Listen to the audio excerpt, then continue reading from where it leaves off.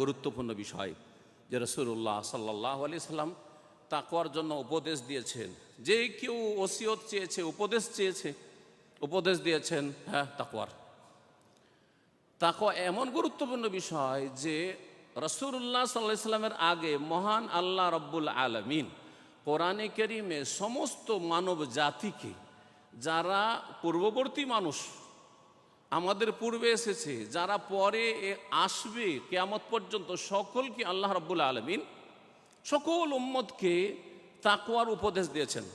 কোরআনে কারীমে মহান আল্লাহ ইরশাদ করেছে, ওয়ালাকাদ ওয়াসাইনাল্লাযিনা উতুল কিতাবা মিন ক্বাবলিকুম ওয়া ইয়্যাকুম আনিত্তাকুল্লাহ। ওয়ালাকাদ ওয়াসাইনাল্লাযিনা উতুল কিতাবা মিন ক্বাবলিকুম, তোমাদের পূর্বে যাদেরকে কিতাব দেওয়া হয়েছিল, তাওরাত ইনজিল দেওয়া হয়েছিল, এই কিতাবগুলি যেহেতু সুরক্ষিত বিকৃত অবস্থায় আছে বা এই কিতাবগুলির নাম আমাদের কাছে আছে, এছাড়াও যাদেরকে কিতাব দেওয়া হয়েছে কিন্তু আমাদের কাছে নাম নাই, সমস্ত জাতিকে আল্লাহ বলছেন আমি ওসিয়ত করেছি, উপদেশ দিয়েছি। ওয়া ইয়াকুম, আর হে শেষ নবীর উম্মত, শেষ জাতি, শ্রেষ্ঠ উম্মত তোমাদেরকে বলেছি, খায়রা উম্মত, তোমাদেরকেও আমি উপদেশ দিচ্ছি। সকল মানুষকে আল্লাহ উপদেশ দিয়েছেন কি, আনিত্তাকুল্লাহ, যে তোমরা আল্লাহকে ভয় করবে, আল্লাহর ভয়ে ভালো কাজ করবে, তাতে ইখলাস আসবে। আল্লাহর ভয়ে আপনার ইসলাম, আল্লাহর ভয়ে আপনার ঈমান, আল্লাহর ভয়ে আপনার দ্বীনি শিক্ষা, আল্লাহর ভয়ে আপনার 5 ওয়াক্ত নামাজ, আল্লাহর ভয়ে আপনার যাকাত, আল্লাহর ভয়ে আপনার সিয়াম রোজা, আল্লাহর ভয়ে, সব আল্লাহর ভয়ে। আল্লাহর ভয়ে আপনার হজ ফরজ, আমাকে প্রথম কাজ তাড়াতাড়ি হজ করতে হবে, আল্লাহর ভয়ে হজ। আল্লাহর ভয়ে সমস্ত গুনাহ থেকে বেঁচে থাকা, আনিত্তাকুল্লাহ, এটা হচ্ছে ওসিয়াতুল আউয়ালিন ওয়াল আখিরিন। যত মানুষ এসেছে সমস্ত মানুষকে আল্লাহ রাব্বুল আলামিনের উপদেশ, রাসূলুল্লাহ সাল্লাল্লাহু আলাইহি ওয়াসাল্লাম উপদেশের কথা বললাম। প্রিয় মুহাম্মদ রাসূলুল্লাহ সাল্লাল্লাহু আলাইহি ওয়াসাল্লামের তিরমিজিতে একটি হাদিস রয়েছে, তাতে 3টি গুরুত্বপূর্ণ বিষয় উল্লেখ করা হয়েছে।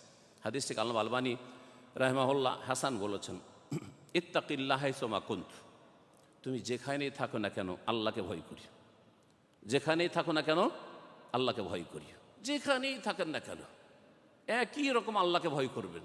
এতে হবে কি, আপনার লাইফটা আম্বিয়া রসুলগণের অনুসারী হবে, আপনার জিন্দেগি, আপনার সিরাত হবে আম্বিয়া রসুলগণের সিরাতের অনুসরণে ইক্তেদায়। তাদের চরিত্র এইরকম ছিল, তারা নিজেরা এইরকম ছিলেন এবং তারা এই রকমের তরবিয়ত প্রশিক্ষণ দিয়েছেন, এই রকমের ফেরেশতা চরিত্রের মানুষ তৈরি করেছেন তারা। ইত্তাকিল্লাহ হাইসুমা কুন্ত ওয়া আতবাই সাইয়্যাতাল হাসানাহ।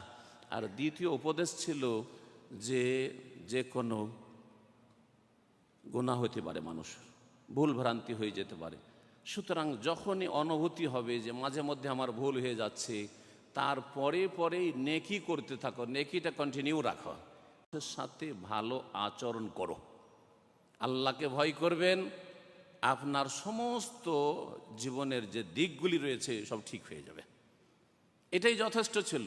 তারপরেও মানুষের ভুল ভ্রান্তি হতে পারে বলে বললেন যে নবী সাল্লাল্লাহু আলাইহি ওয়াসাল্লাম বলছেন যে ভুল ভ্রান্তি হতে পারে, সুতরাং বেশি বেশি নেকি করতে থাকো, নেকির কাজ করতে থাকো, বিভিন্ন রকম নেকি করতে থাকো, যাতে করে গোনাহগুলি তোমার ঝরে যায়।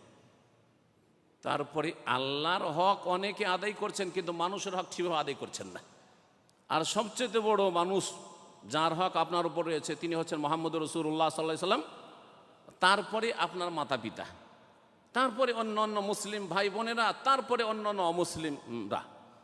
সুতরাং ওয়া খালিকিন নাস, এখানে বলছেন না যে শুধু আত্মীয় স্বজনদের সাথে অথবা মুসলিমদের সাথে ভালো আচরণ করো, খালিকিন নাস, যে কোনো মানুষের সাথে ভালো আচরণ করো। ভালো আচরণ আল্লাহ রাব্বুল আলামিন এবং তার রাসূল সাল্লাল্লাহু আলাইহি ওয়াসাল্লাম মুসলিমদের সাথেও যেমন করতে বলেছেন তেমন অমুসলিমদের সাথেও করতে বলেছেন। এই ছিল তাকওয়া সম্পর্কে নবী করিম সাল্লাল্লাহু আলাইহি ওয়াসাল্লামের একটি হাদিস। আরেকটি হাদিস বলি এই মর্মে, তিরমিজিতে রয়েছে, হাদিসটি সহিহ।